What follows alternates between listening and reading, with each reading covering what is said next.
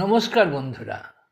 এর আগের ভিডিওতে আমি দুধ পুলি আপনাদের ছেড়েছিলাম এবং সবাই ভালো বলেছেন। এরপরে পাটিসাপটা, দুধ পুলি হোক পুলিপিঠে হোক যাই হোক, পাটিসাপটা হচ্ছে আমাদের আবেগ বাঙালির। তা পাটিসাপটা না হলে যেন মনে হচ্ছে কিছু খাওয়া হলো না। তাই পাটিসাপটা রেসিপিটা আপনাদের সামনে খুব সহজ পদ্ধতিতে জানাচ্ছি। প্রথমে ব্যাটারটা গুলে নিলাম।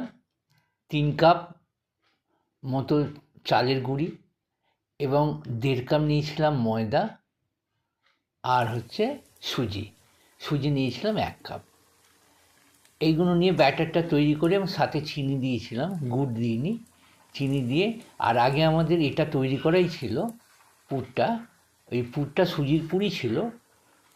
পুরটা দিয়ে দেখুন একটা করে দিচ্ছি, সুজির পুর দিচ্ছি, পুর দিয়ে একটু ঢেকে দিলাম, ঢেকে দিয়ে তুলে ওইটাকে